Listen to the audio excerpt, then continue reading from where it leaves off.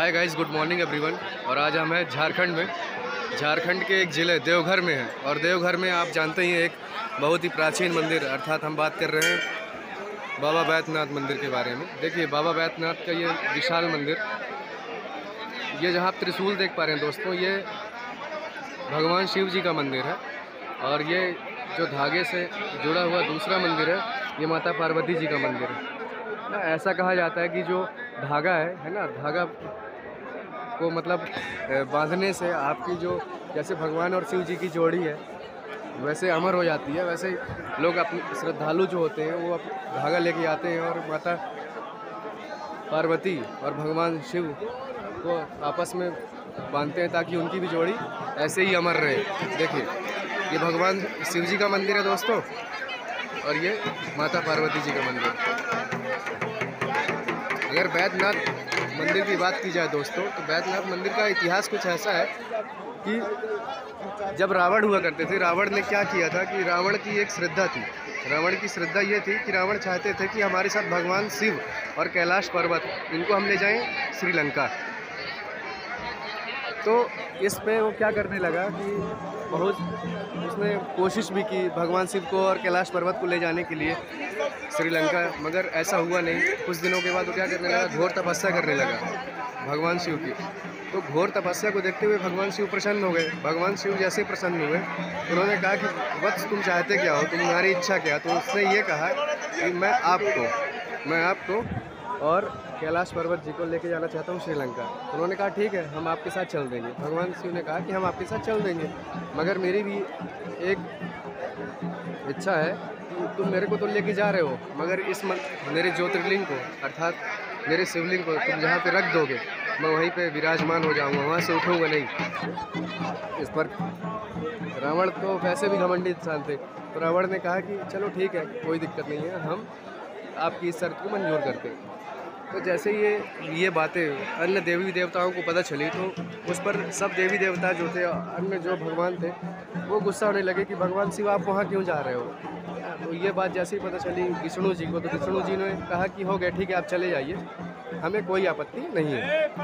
तभी भगवान विष्णु वहाँ से उठे और चले गए गंगा जी के पास। और गंगा जी के पास जाने से गए और गंगा जी को उन्होंने ये कहा कि आप एक काम करिए, रावण के पेट में विराजमान हो जाइए।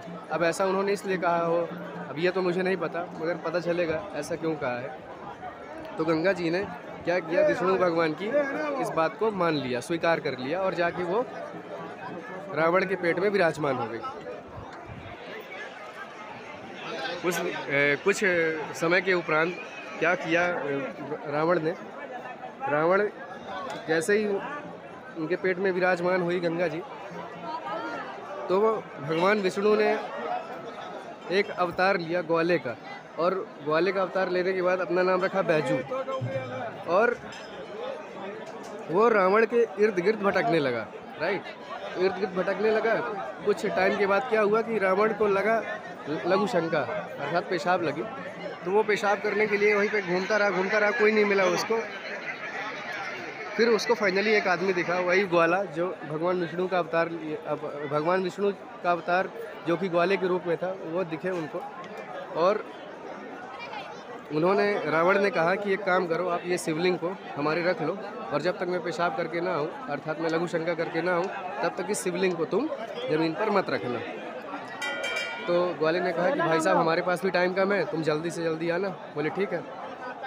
तो वो जैसे ही पेशाब करने गए, कुछ टाइम के बाद बैजू ने अर्थात ग्वाले ने उस शिवलिंग को रख दिया नीचे रख के वहाँ से चले गए। अब रावण जैसे ही भाई साहब पेशाब करके आए, उन्होंने देखा कि यार ये तो पेशाब, इनने तो क्या किया, हमारी शिवलिंग को नीचे रख दिया। अब नीचे जैसे रख दिया तो शिव जी की एक इच्छा थी कि जैसे ही मतलब मेरे को तुम ज़मीन में रख दोगे, मैं वहीं पे विराजमान हो जाऊंगा। अब रावण हो गया इस पे गुस्सा। रावण बोला, अरे यार, मैं भगवान शिव को लेके नहीं जा पाया, कहाँ, श्रीलंका।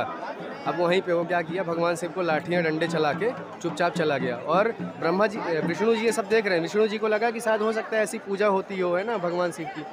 तो वो रावण वहाँ से चला गया और भगवान विष्णु भी वहाँ से चले गए। अब विष्णु जी क्या किए कि सुबह सुबह आते और भगवान शिव की उस शिवलिंग को रोज़ लाठियाँ मारते, डंडे चलाते। है ना। ऐसा रोज़ वो करने लगे, तकरीबन महीनों 1.5 महीनों में उन्होंने ऐसा किया। और करने के उपरांत क्या किया, एक दिन कि वो खाना खाने बैठे, भगवान विष्णु खाना खाने बैठे, तब उनको याद आया कि आज मैंने भगवान शिव की पूजा नहीं की है लाठी डंडों से। तो लाठी डंडे लेके वो निकले बाहर और पूजा करने गए। तभी भगवान शिव प्रकट हुए और भगवान शिव ने कहा, देखो बेटा, ऐसे ये पूजा नहीं है, मगर मैं तुम्हारी ऐसी श्रद्धा देख के बहुत खुश हुआ।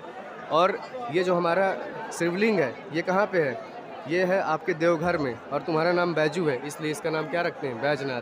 तभी से दोस्तों इस मंदिर का नाम बैजनाथ मंदिर है। देखिए बहुत ही अद्भुत दृश्य है। ये भगवान शिव है और यहीं से धागों से जुड़ी हुई माता पार्वती। अब चलिए दोस्तों, अपन चलते हैं अंदर और दिखाते हैं आपको बाबा बैजनाथ।